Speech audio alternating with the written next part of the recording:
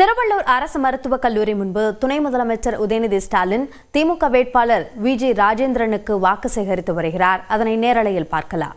திராவிட முன்னேற்ற கழகம், இந்திய யூனியன் முஸ்லீம் league, SDPI உள்ளிட்ட அனைத்து தோழமை கட்சியை சேர்ந்த நண்பர்களுக்கும், இங்கு பெருமளவு வந்திருக்கக்கூடிய எனது அருமை தாய்மார்கள், அக்காக்களுக்கும் அம்மாக்களுக்கும் பாட்டிகளுக்கும் தங்கைகள் அத்தனை பேருக்கும், அதே மாதிரி முத்தமிழர் டாக்டர் கலைஞருடைய உயிரினும் மேலான அன்பு உடன்பிறப்புகள் உங்க அத்தனை பேருக்கும் முதல் நன்றியை தெரிவிச்சுக்கிறேன்.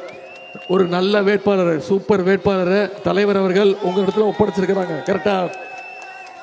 அவரை பத்தி அதிகம் உங்ககிட்ட நான் சொல்ல வேண்டிய அவசியம் இல்லை, அவரை உங்ககிட்ட அறிமுகப்படுத்த வேண்டிய அவசியம் இல்லை. எப்பொழுதுமே உங்களோடு ஒருத்தராக இருக்கக்கூடியவர் தான் அண்ணன் வி.ஜி. ராஜேந்திரன் அவர்கள். உங்க எல்லாருக்குமே நல்ல அறிமுகமானவர், பரிச்சயமானவர் அண்ணன் வி.ஜி. ராஜேந்திரன் அவர்கள். டாக்டர் கலைஞருடைய அன்பை பெற்றவர், நம்முடைய தலைவருடைய பாசத்துக்கும் நம்பிக்கைக்கும் உரியவர். என்னுடைய பாசத்துக்குரிய அண்ணன் திரு வி.ஜி. ராஜேந்திரன் அவர்களுக்கு உரிமையோடு வாக்கு கேட்டு வந்திருக்கிறார். அண்ணன் ராஜேந்திரன் அவர்களை பற்றி உங்களுக்கு தெரியும். அவர் இருக்கிற இடம் ரொம்ப கலகலன்னு எல்லாரையும் சிரிக்க வச்சுக்கிட்டு இருக்கக்கூடியவர் அண்ணன் ராஜேந்திரன். ஆனால் வேலைன்னு வந்துட்டா, தொகுதின்னு வந்துட்டா, அதில் ரொம்ப ஷார்ப்பாக தனக்கு தொகுதிக்கு என்ன வேணுங்கிறத தலைவர்கிட்ட சண்டை போட்டு, முதலமைச்சர்கிட்ட சண்டை போட்டு செயல்படுத்தி ஒவ்வொரு திட்டமாக இந்த தொகுதிக்கு கொண்டு வரக்கூடியவர் தான் அண்ணன் வி.ஜி. ராஜேந்திரன் அவர்கள். ரொம்ப சென்சிபிளாக யோசித்து திருவள்ளூர் தொகுதிக்கு பல்வேறு திட்டங்களை கொண்டு வந்திருக்கிறார். உதாரணத்துக்கு சில திட்டங்களை மட்டும் இங்கே நினைவுபடுத்த விரும்புகிறேன். மப்பேட்டில் 1200 கோடி ரூபாய் மதிப்பீட்டில் துறைமுகம், 308 கோடி ரூபாய் செலவில் அரசு ஜெயன் சாலையில் அரசு மருத்துவக் கல்லூரி கட்டி முடிக்கப்பட்டிருக்கு. நகராட்சியில் 2 கோடி ரூபாய் மதிப்பீட்டில் புதிய லைப்ரரி கட்டப்பட்டிருக்கு. நகராட்சி சாலைகளில் இன்னைக்கு எல்லா இடத்துலையும் தெரு விளக்குகள் போடப்பட்டிருக்கு. திருப்பாச்சூர் ஊராட்சியில் 2 கோடி ரூபாய் மதிப்பீட்டில் 4 குடிநீர் தொட்டிகள் கட்டப்பட்டிருக்கு. 37 கோடி ரூபாய் செலவு பண்ணி இங்க புதிய பஸ் ஸ்டாண்ட் வந்ததுன்னா அண்ணன் வி.ஜி. ராஜேந்திரன் அவருடைய திட்டம், அவர் கொண்டு வந்தது. திருவள்ளூர் நகரில் 30 கோடி ரூபாய் மதிப்பீட்டில் இன்னைக்கு புறவழிச்சாலையை கொண்டு வந்திருக்கிறார். சுங்குவார் சத்திரம் முதல் மப்பேடு வரைக்கும் 4 வழி சாலை போடப்பட்டிருக்கு. மணவாள நகர், திருவாலாங்காடு, திருவள்ளூர் டோல்கேட் பகுதிகளில் 200 கோடி ரூபாய் மதிப்பீட்டில் 4 வழி சாலை போடப்பட்டிருக்கு. அதே மாதிரி 13 கோடி ரூபாய் மதிப்பீட்டில் சிட்கோ தொழிற்பேட்டை கொண்டு வந்தது யாரு? உங்களுடைய சட்டமன்ற உறுப்பினர். தாலுகா அலுவலகம் அருகே இருக்கக்கூடிய மாநகராட்சி பள்ளி, பேயக்குப்பத்தில் இருக்கக்கூடிய மாநகராட்சி பள்ளிகளுக்கு இன்னைக்கு கூடுதல் வகுப்பறை கட்டடங்கள், கிளாஸ் ரூம் கட்டி கொடுத்திருக்கிறாரு. பெரியகுப்பம் ரயில் நிலையம் முதல் வரதராஜ நகர் வரைக்கும் சாலை வசதி. பேரம்பாக்கம், வெங்கத்தூர் உள்ளிட்ட ஊர்களில் இன்னைக்கு புதுசா ரேஷன் கடைகள் திறந்து வச்சிருக்கிறோம். மாவட்ட விளையாட்டு மைதானத்தில் இன்னைக்கு வாக்கிங் நடைபாதை வசதி அமைக்கப்பட்டிருக்கு. 100 கோடி ரூபாய் மதிப்பீட்டில் இன்னைக்கு நம்முடைய திருவள்ளூர் தொகுதி முழுக்க 6 புதிய மேம்பாலங்கள் கட்டி கொடுத்திருக்கிறார் நம்முடைய சட்டமன்ற உறுப்பினர். அதே மாதிரி தடுப்பணைகள் கட்டியிருக்கிறார். இது மட்டும் இல்ல, பல்வேறு கோரிக்கைகளும் வச்சிருக்கிறீங்க. நிச்சயம் நீங்க எனக்கு ஒரு வாக்குறுதி கொடுங்க. அண்ணன் வி.ஜி. ராஜேந்திரன் அவர்களை குறைஞ்சது 50,000 வாக்கு வித்தியாசத்துல நீங்க ஜெயிக்க வச்சு கொடுப்பீங்களா? அப்படி செஞ்சீங்கன்னா நான் உங்களுக்கு வாக்குறுதி தரேன். என்னெல்லாம் கோரிக்கை வச்சிருக்கிறீங்களோ அத்தனை கோரிக்கைகளையும் முதலமைச்சர்கிட்ட கொண்டு போய் எடுத்து சொல்லி நிச்சயம் இந்த திருவள்ளூர் சட்டமன்ற தொகுதிக்கு நாங்கள் பண்ணித்தரேன். நான் கடந்த 10 நாட்களா ஒவ்வொரு தொகுதியா மக்களை சந்திச்சு நம்முடைய உதயசூரியன் சின்னத்துக்கும் நம்முடைய கூட்டணி கட்சிகளுக்கும் வாக்கு கேட்டுட்டு இருக்கோம். தலைவர் அவர்கள் ஒரு பக்கம் ஒவ்வொரு தொகுதியா போயிட்டு இருக்கிறார். எந்த தைரியத்தில் போறோம்?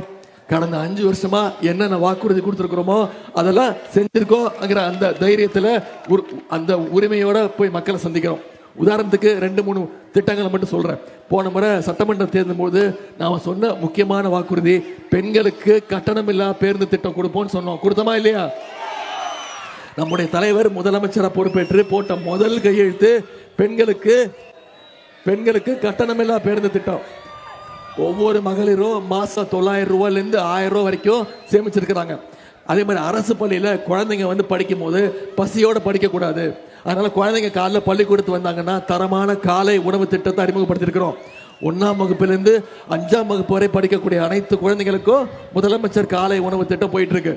ஒவ்வொரு நாளும் 20 லட்சம் குழந்தைங்க பயன்பெற்று இருக்கிறாங்க.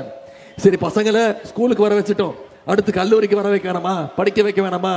அதனாலதான் இன்னைக்கு கல்வி ஊக்கத்தொகை, அரசு பள்ளியில படிச்சு எந்த கல்லூரியில் போய் சேர்ந்தாலும், தனியார் கல்லூரியாக இருந்தாலும் ஒவ்வொரு மாணவனுக்கும் மாணவிக்கும் மாசம் 1000 ரூபாய் கல்வி ஊக்கத்தொகை கொடுத்திருக்கிறோம். 14 லட்சம் மாணவ மாணவிகள் இந்த திட்டத்தில் பயன்பெற்று இருக்கிறாங்க. இப்படி பல்வேறு திட்டங்களை செயல்படுத்தி இருக்கிறோம். இப்ப சமீபத்தில் 10 லட்சம் மாணவ மாணவிகளுக்கு இலவச லேப்டாப் திட்டத்தை அறிவிச்சு ஒரே மாசத்துல நம்முடைய முதலமைச்சர் அவர்கள் கொடுத்திருக்கிறாங்க. அதிமுக ஆட்சியில லேப்டாப் கொடுத்தாங்க. யாரு கொடுத்தாங்க? பள்ளிக்கூட குழந்தைகளுக்கு கொடுத்தாங்க. ஆனா நம்முடைய முதலமைச்சர் இன்னைக்கு அனைத்து கல்லூரி மாணவ மாணவிகளுக்கும் லேப்டாப் திட்டத்தை கொடுத்திருக்கிறோம். எல்லாத்தை விட மிக மிக முக்கியமான திட்டம் உங்களுக்கு தெரியும், கலைஞர் மகளிர் உரிமை தொகை திட்டம்.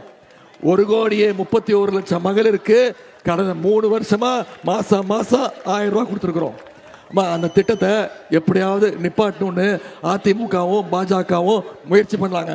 தேர்தலை காரணம் காட்டி நிப்பாட்டிடுவோம் அப்படின்னு நீதிமன்றத்துக்கு போனாங்க. நம்முடைய தலைவர் முதலமைச்சர் என்ன பண்ணாரு?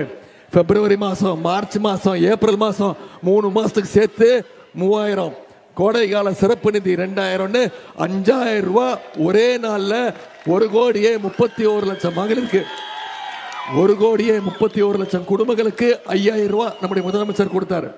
முதலமைச்சர் காலையில 6:30 மணிக்கு மகளிரோட அக்கௌண்ட்ல பணத்தை அமிச்சாரு. 6:30 மணிக்கு முதலமைச்சர் அமிச்சாரு. 9 மணிக்கு நீங்க போய் பேங்க்ல போய் பணத்தை எடுத்துட்டீங்க. ஏன்? உங்களுக்கு அவரு நம்பிக்கை, மோடி இந்த பணத்தையும் எடுத்துருவாரு, பேங்க்ல மினிமம் பேலன்ஸ் இல்லைன்னு சொல்லி எடுத்துருவாரோன்னு அந்த பயத்துல பணத்தை எடுத்துட்டீங்க. இப்போ நம்முடைய தலைவர் கொடுத்திருக்கிறோம், மகளிர் உரிமை தொகை 1000 ரூபாய் இல்ல, ஆட்சி அமைஞ்சோன்னு 2000 ரூபாய் உயர்த்தி தருவோம்னு வாக்குறுதி கொடுத்திருக்கிறோம். காலை உணவு திட்டம் 5ஆம் வகுப்பு வரைக்கும் இல்ல, 8ஆம் வகுப்பு வரைக்கும் உயர்த்தி தருவோம்னு வாக்குறுதி. ஓஏபி முதியோர் உதவித்தொகை இப்போ 1200, அதை உயர்த்தி 2000 ரூபாய் தரேன்னு வாக்குறுதி கொடுத்திருக்கிறோம். இப்படி பல்வேறு திட்டங்கள், புதுமை பெண் திட்டம், தமிழ் புதுமை திட்டம், கல்வி ஊக்கத்தொகை 1000 இல்ல 1500 உயர்த்தி கொடுப்போம். அடுத்த 5 வருஷத்துல 10 லட்சம் கலைஞர் கனவு இல்லம் கட்டப்பட்டு யார் யாருக்கெல்லாம் வீடு இல்லையோ அவங்க அத்தனை பேருக்கும் வீடு ஒதுக்கி தரப்படும். கலைஞர் கனவு இல்லம் கொடுக்கப்படும் வாக்குறுதி கொடுத்திருக்கிறோம்.